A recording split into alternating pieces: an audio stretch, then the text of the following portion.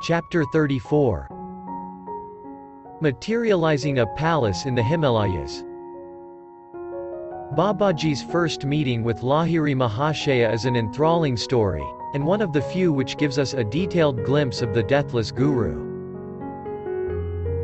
These words were Swami Kebalanantha's preamble to a wondrous tale. The first time he recounted it I was literally spellbound. On many other occasions I coaxed my gentle Sanskrit tutor to repeat the story, which was later told me in substantially the same words by Sri Yukteswar. Both these Lahiri Mahashaya disciples had heard the awesome tale direct from the lips of their guru. My first meeting with Babaji took place in my 33rd year, Lahiri Mahashaya had said. In the autumn of 1861 I was stationed in Danapur as a government accountant in the military engineering department. One morning the office manager summoned me. Lahiri, he said, a telegram has just come from our main office. You are to be transferred to Rani Khed, where an army post is now being established. With one servant, I set out on the 500-mile trip. Traveling by horse and buggy, we arrived in 30 days at the Himalayan site of Rani Khed. My office duties were not onerous. I was able to spend many hours roaming in the magnificent hills. A rumor reached me that great saints blessed the region with their presence. I felt a strong desire to see them.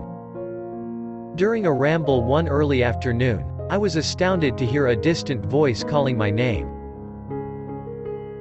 I continued my vigorous upward climb on Dronagiri mountain. A slight uneasiness beset me at the thought that I might not be able to retrace my steps before darkness had descended over the jungle. I finally reached a small clearing whose sides were dotted with caves.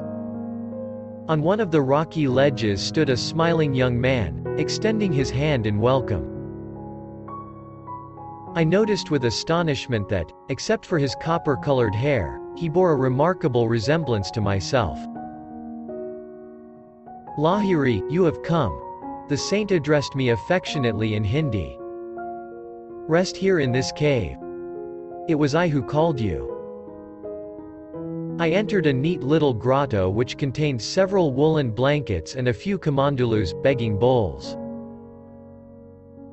Lahiri, do you remember that seat?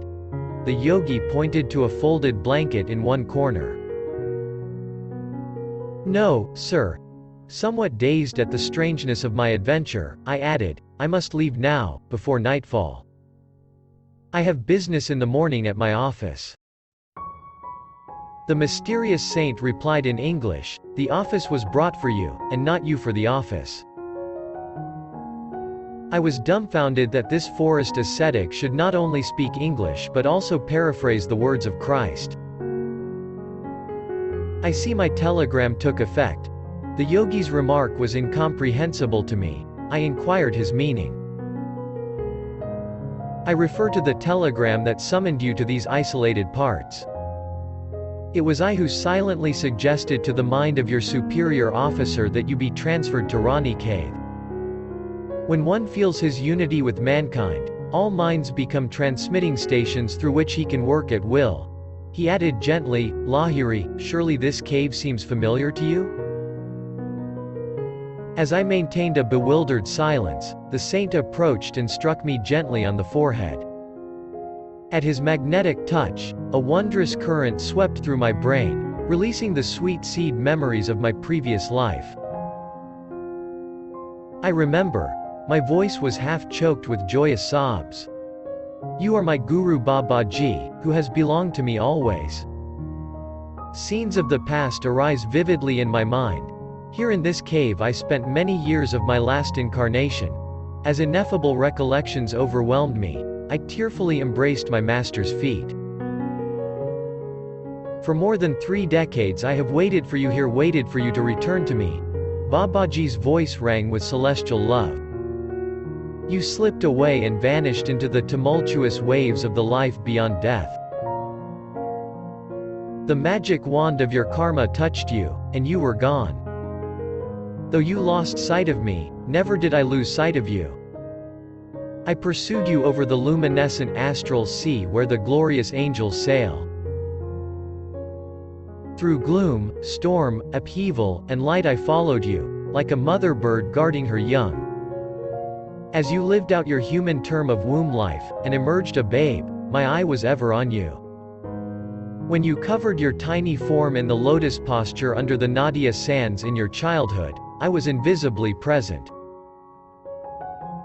Patiently, month after month, year after year, I have watched over you, waiting for this perfect day. Now you are with me. Lo, here is your cave, loved of yore. I have kept it ever clean and ready for you. Here is your hallowed asana blanket, where you daily sat to fill your expanding heart with God. Behold there your bowl, from which you often drank the nectar prepared by me. See how I have kept the brass cup brightly polished, that you might drink again therefrom. My own, do you now understand? My guru, what can I say? I murmured brokenly.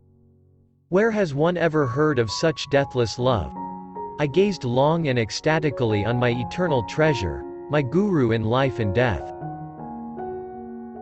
Lahiri, you need purification. Drink the oil in this bowl and lie down by the river. Babaji's practical wisdom, I reflected with a quick, reminiscent smile, was ever to the fore. I obeyed his directions. Though the icy Himalayan night was descending, a comforting warmth, and inner radiation, began to pulsate in every cell of my body. I marveled. Was the unknown oil endued with a cosmical heat?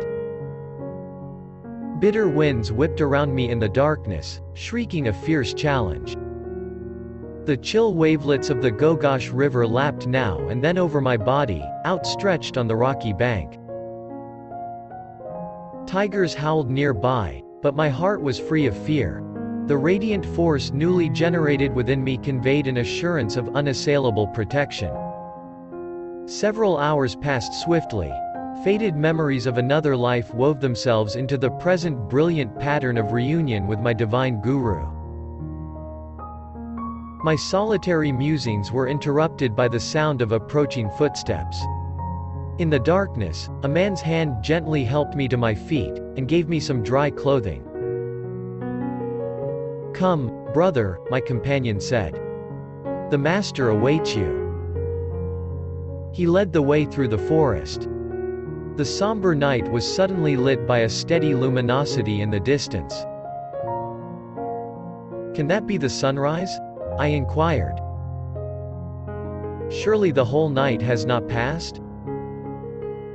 The hour is midnight. My guide laughed softly. Yonder light is the glow of a golden palace, materialized here tonight by the peerless Babaji. In the dim past, you once expressed a desire to enjoy the beauties of a palace. Our master is now satisfying your wish, thus freeing you from the bonds of karma. He added, the magnificent palace will be the scene of your initiation tonight into Kriya Yoga. All your brothers here join in a paean of welcome, rejoicing at the end of your long exile. Behold! A vast palace of dazzling gold stood before us.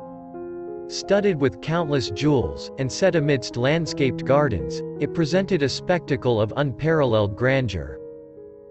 Saints of angelic countenance were stationed by resplendent gates, half reddened by the glitter of rubies. Diamonds, pearls, sapphires, and emeralds of great size and luster were embedded in the decorative arches. I followed my companion into a spacious reception hall. The odor of incense and of roses wafted through the air. Dim lamps shed a multicolored glow. Small groups of devotees, some fair, some dark-skinned, chanted musically, or sat in the meditative posture, immersed in an inner peace. A vibrant joy pervaded the atmosphere. Feast your eyes. Enjoy the artistic splendors of this palace, for it has been brought into being solely in your honor. My guide smiled sympathetically as I uttered a few ejaculations of wonderment. "Brother," I said, "the beauty of this structure surpasses the bounds of human imagination. Please tell me the mystery of its origin." "I will gladly enlighten you." My companion's dark eyes sparkled with wisdom. "In reality, there is nothing inexplicable about this materialization. The whole cosmos is a materialized thought of the Creator. This heavy, earthly clod, floating in space, is a dream of God. He made all things out of His consciousness, even as man in his dream consciousness reproduces and vivifies a creation with its creatures. God first created the earth as an idea. Then He quickened it. Energy atoms came into being. He coordinated the atoms into this solid sphere. All its molecules are held together by the will of God. When He withdraws His will, the earth again will disintegrate into energy. Energy will dissolve into consciousness. The earth idea will disappear from objectivity. The substance of a dream is held in materialization by the subconscious thought of the dreamer. When that cohesive thought is withdrawn in wakefulness, the dream and its elements dissolve. A man closes his eyes and erects a dream creation which, on awakening, he effortlessly dematerializes. He follows the divine archetypal pattern. Similarly, when he awakens in cosmic consciousness, he will effortlessly dematerialize the illusions of the cosmic dream. Being one with the infinite all-accomplishing will, Babaji can summon the elemental atoms to combine and manifest themselves in any form. This golden palace, instantaneously created, is real, even as this earth is real.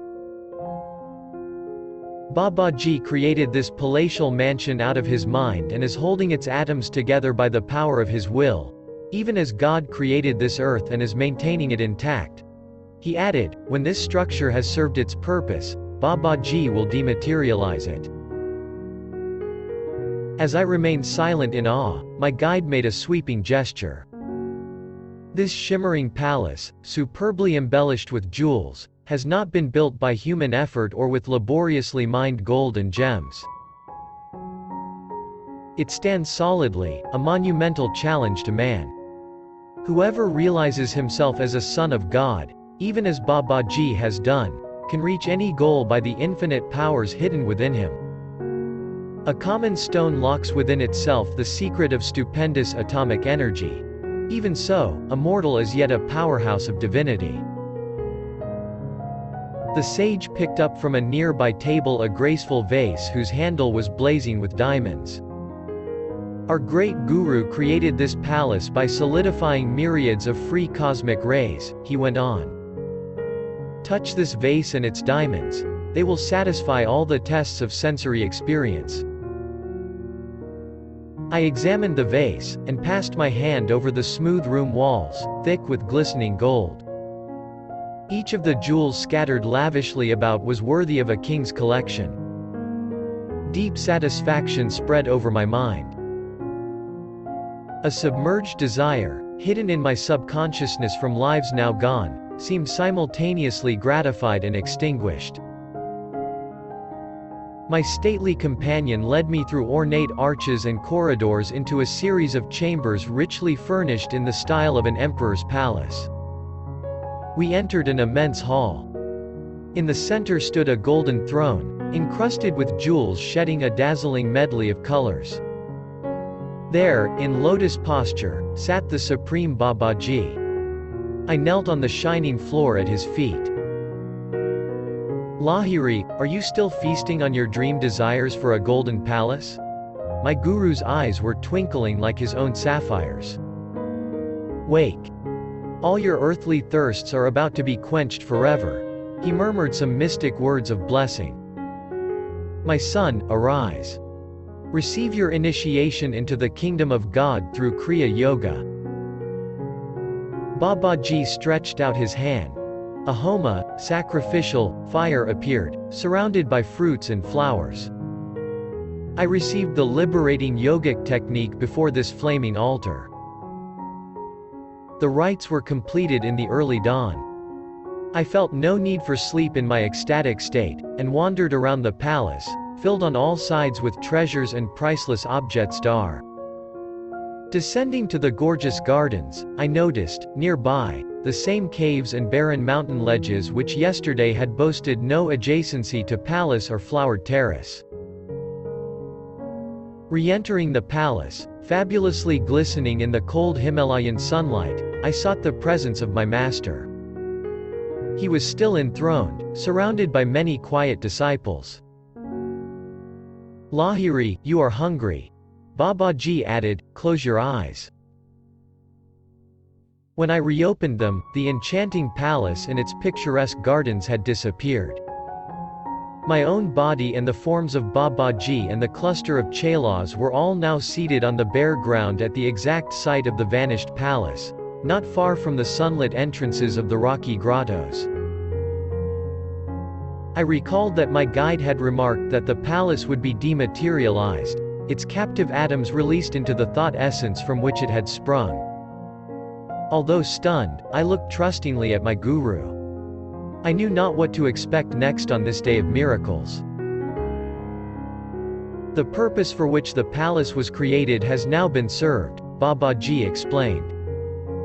He lifted an earthen vessel from the ground. "Put your hand there and receive whatever food you desire." As soon as I touched the broad, empty bowl, it became heaped with hot butter-fried luchis, curry, and rare sweetmeats. I helped myself, observing that the vessel was ever filled. At the end of my meal I looked around for water. My guru pointed to the bowl before me. Lo! The food had vanished, in its place was water, clear as from a mountain stream. Few mortals know that the kingdom of God includes the kingdom of mundane fulfillments, Babaji observed. The divine realm extends to the earthly, but the latter, being illusory, cannot include the essence of reality.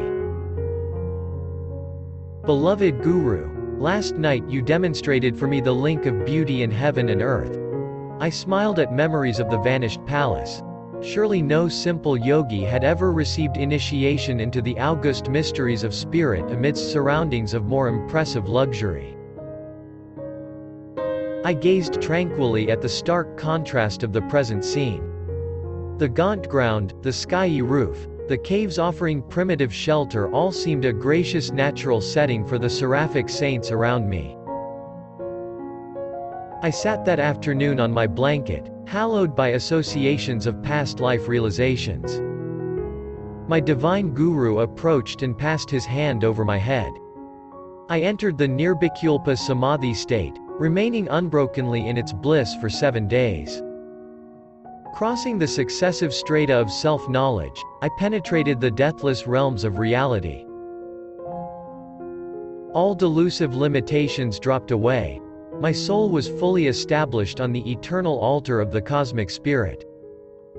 On the 8th day I fell at my guru's feet and implored him to keep me always near him in this sacred wilderness. "My son," Babaji said, embracing me, "your role in this incarnation must be played on an outward stage. Prenatally blessed by many lives of lonely meditation, you must now mingle in the world of men." A deep purpose underlay the fact that you did not meet me this time until you were already a married man, with modest business responsibilities. You must put aside your thoughts of joining our secret band in the Himalayas. Your life lies in the crowded marts, serving as an example of the ideal yogi householder. The cries of many bewildered worldly men and women have not fallen unheard on the ears of the great ones, he went on. You have been chosen to bring spiritual solace through Kriya Yoga to numerous earnest seekers. The millions who are encumbered by family ties and heavy worldly duties will take new heart from you, a householder like themselves. You must guide them to see that the highest yogic attainments are not barred to the family man. Even in the world, the yogi who faithfully discharges his responsibilities, without personal motive or attachment, treads the sure path of enlightenment. No necessity compels you to leave the world, for inwardly you have already sundered its every karmic tie. Not of this world, you must yet be in it.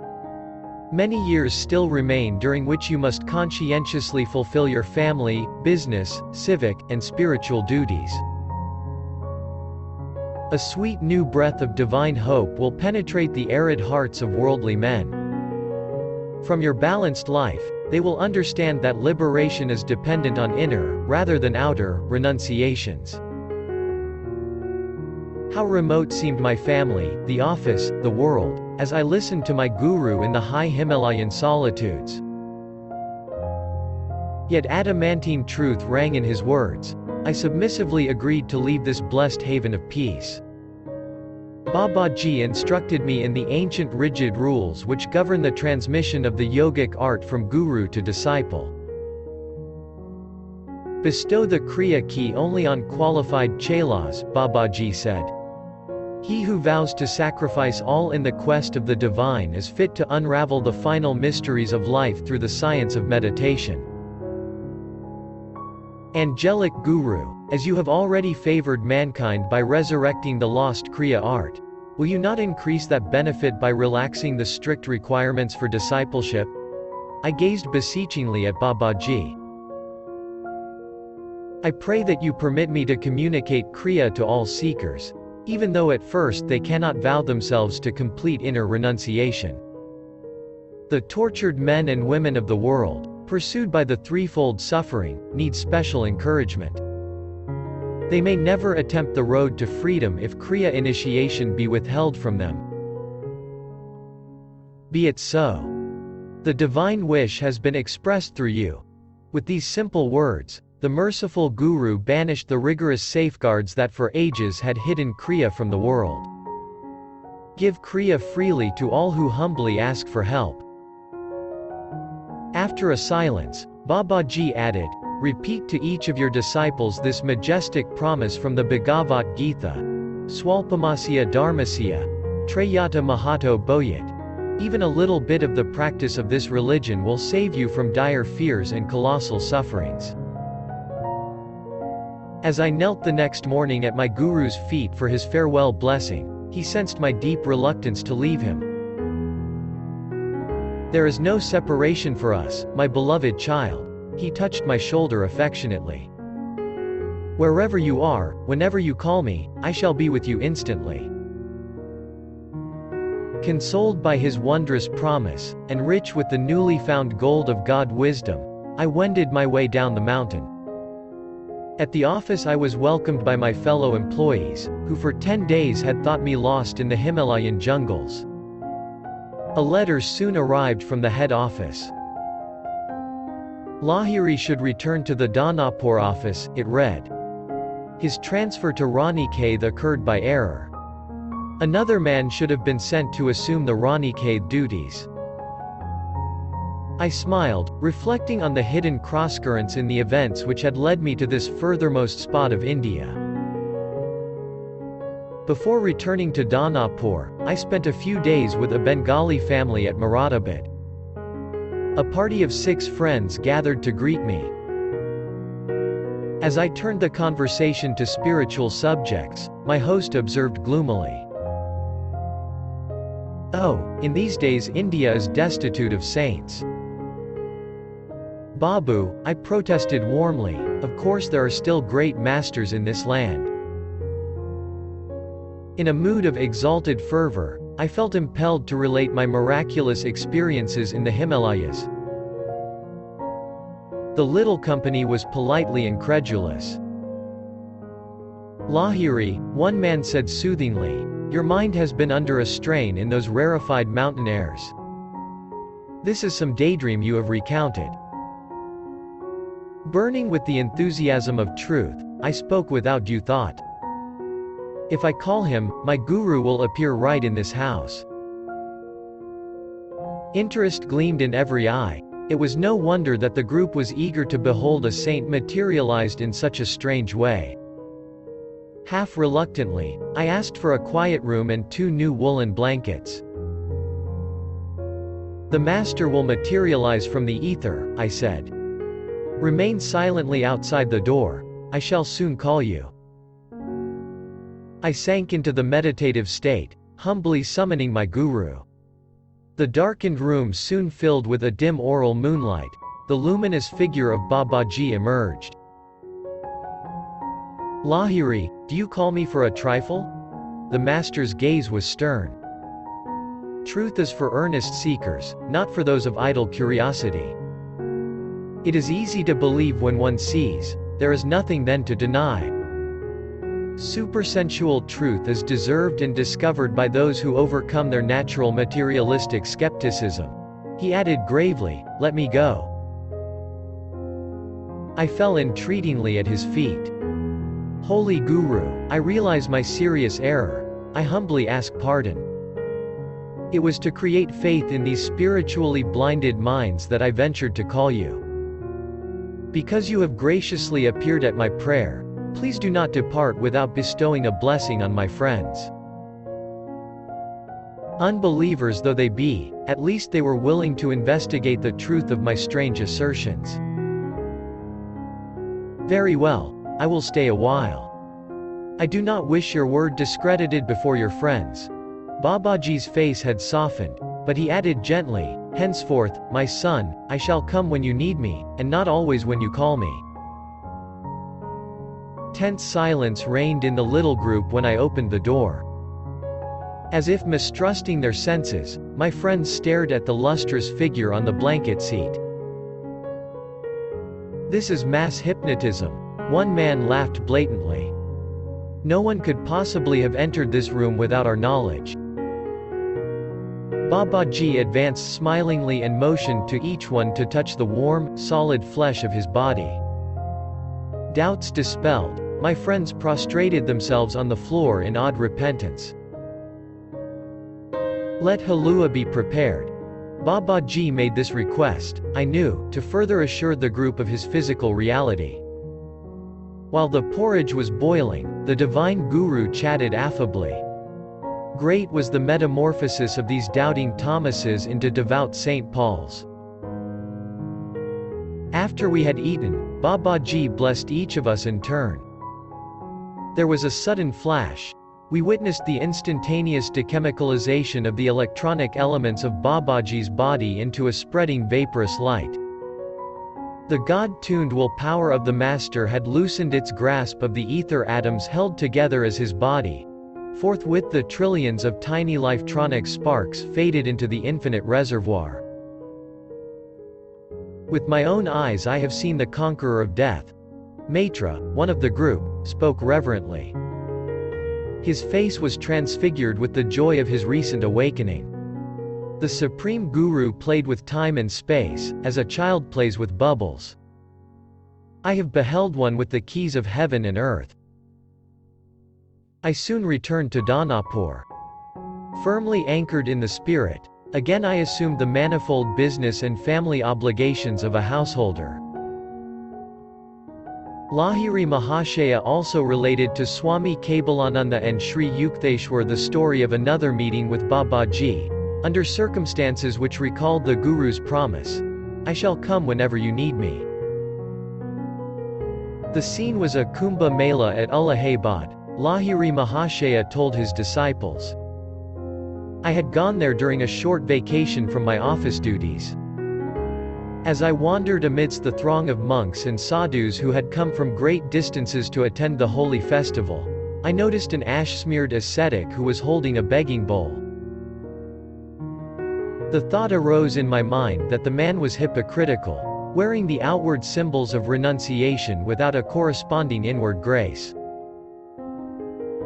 No sooner had I passed the ascetic than my astounded eye fell on Babaji. He was kneeling in front of a matted-haired anchorite. "Guruji," I hastened to his side. "Sir, what are you doing here?" "I am washing the feet of this renunciate, and then I shall clean his cooking utensils." Babaji smiled at me like a little child. I knew he was intimating that he wanted me to criticize no one, but to see the Lord as residing equally in all body temples, whether of superior or inferior men. The great Guru added, "By serving wise and ignorant sadhus, I am learning the greatest of virtues, pleasing to God above all others, humility.